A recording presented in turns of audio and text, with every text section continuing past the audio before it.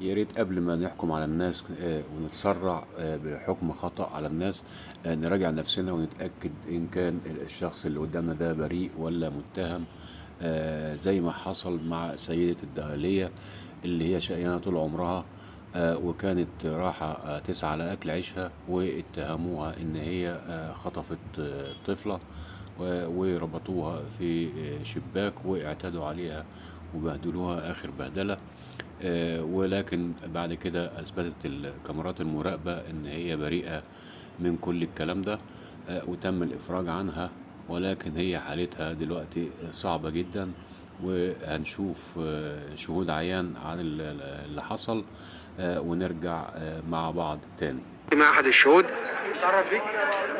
سليم صادق قمر، مش من شارع المجني عليها. طيب ايه اللي تعرفه عن الواقعة دي يا عم؟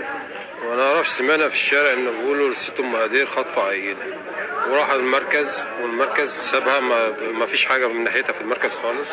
والست دي عايشه معانا وطول عمرها بتصحى بتيجي عليك العيشه من صباحه ربنا في المنطقه، ومتربيه معانا في حته، مربيه على احسن تربيه.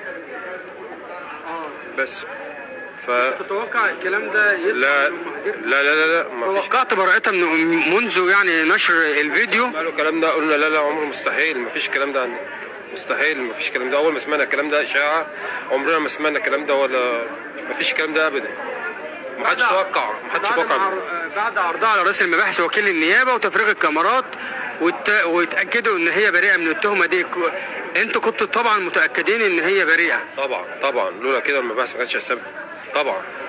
امال سووها المباحث ليه؟ ما فيش حاجه، هي معروف، بس ما فيش اكتر من كده. ام هدير شغاله ايه؟ بتشتغل في الطابونه، بتجيب عيش الصبح توزع، بتلم البطايق مننا وبتجيب لنا عيش. حالتها الاجتماعيه ايه؟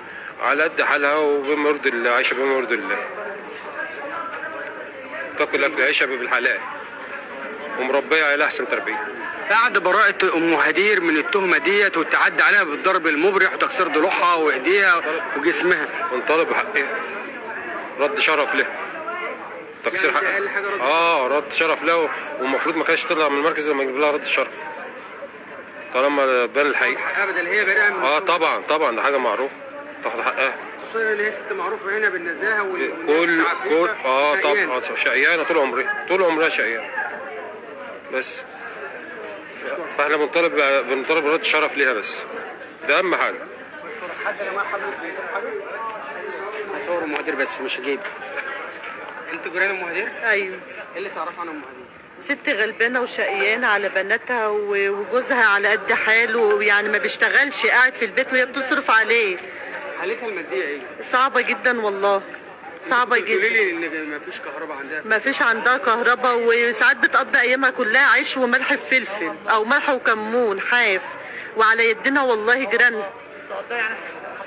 لما شفتوا الفيديو المنتشر على وسائل التواصل الاجتماعي صدقتوا ان هي ممكن تخطف بنت؟ كلنا اصطدمنا، والفيديو كان بيوضح التعدي عليها بالضرب. كلنا اصطدمنا. وبعدين دي حقوق انسان في بلاد بره، لما الحيوان بيضربوه بيحبسوا اللي بيضربوا الحيوان، ما بالك دي بني ادمه. المفروض يجيبوا لها حقها تالت ومتلت من البلد ومن الناس اللي عملوا فيها كده، ويجيبوا لها تعويض مادي كبير يعوضها عن كل اللي فيه، عشان يجيبوا لها رد كرامتها لها ولبناتها. يعني كلامك برضو عايزه تعويض مادي ونفسي ومعنوي للي حصل لها. أيوة. ووزاره التضامن الاجتماعي تتدخل بصرف معاش شهري لها.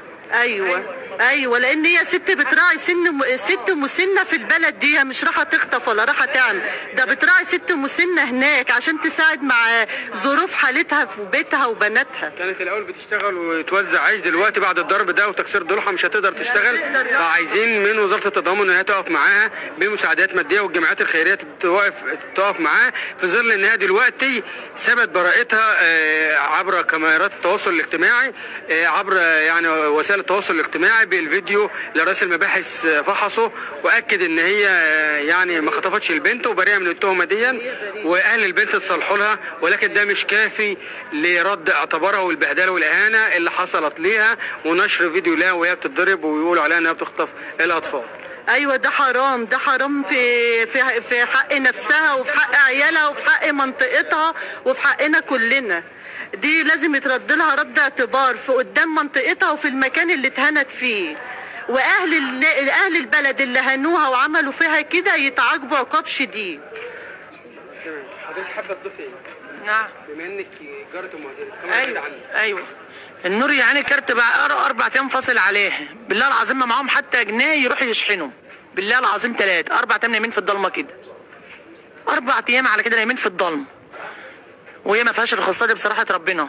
ست شقيانه طول عمرها وطول عمرنا جنبنا في الحته ما شفناش من قاعده في تربه يا عين في شبر، يا وعيالها نايمه في شبر يا وعيالها. لا بصراحه ربنا، لا الغلبان ما بيشبعش غلب فعلا بصراحه ربنا. ومفيش حد بيساعد. فيش انا حد بيساعدها، هي وبناتها بيطلعوا الساعه 2 والساعه 3 يشقوا كده ويخبطوا على كل بيت ويعلقوا لشنط العيش، مفيش داخل لهم يعني من بره ولا كده. غلابه بصراحه ربنا. مكتب وكيل الوزاره متابع معانا اللايف ده، لو يعني حابه توجهي له رساله تقول له ايه؟ مكتب وكيل وزاره التضامن الاجتماعي. تمام. تطلبوا منه ايه؟ معاش، مساعده؟ ايوه مرتب شهريه كل شهر يا وعيالها. ايوه ده حقها زي ايوه صح. تمام.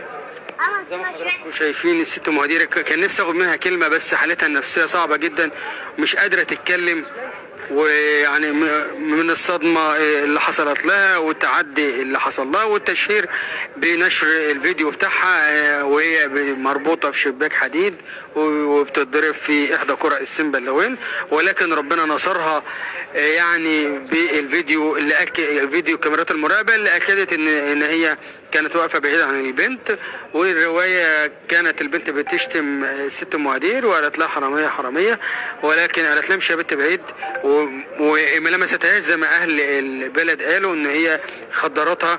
البنت كانت فايقه ما خدرتهاش شيء، كان ما بينها وبينها 3 متر حسب كاميرات المراقبه ما وضحت. وبعدها اهل البلد تعدوا عليها، واحد رمى في وشها عجله، ضربوها بالخشب على ضلوعها، كسروا لها ضلوعها وخدوها على المركز، ولكن المركز بعد ما فرغ القانونات اثبت براءه ام مهدير. ولكن احنا بنطالب دلوقتي، واهل المنطقه كلها بيطالبوا من وزاره التضامن الاجتماعي ان هم يعملوا لها معاش، تكافل وكرامه، مساعده ماليه، لان خلاص بقى انا اسف في الكلمه عادت عاجزه عن العمل دلوقتي، ان هي تشيل على ظهرها عيش وتوزع تاني من اللي حصل لها. وبنطلب من الراي العام ان هو يجبر اهل البنت اللي ظلموا الست مهدير ان هم يعتذروا لها عن طريق تواصل مواقع التواصل. يعني طبعا اللي حصل ده ما يرضيش ربنا ولا يرضي اي حد خالص. حرام ان ست كبيرة زي دي وشقيانة طول عمرها وحالتها المادية حتى صعبة جدا وما بتبصش لأي حاجة، حرام، ومصممة ان هي تسعى لأكل عيشها لآخر لحظة ويحصل معها كده. فاحنا بنقول يا جماعة التروي ومراجعة النفس والتحقق من قبل ما نتهور، وقدامنا نعرف نبص على البني آدمة اللي قدامنا دي ونحكم عليها يعني. شكرا لكم والسلام عليكم.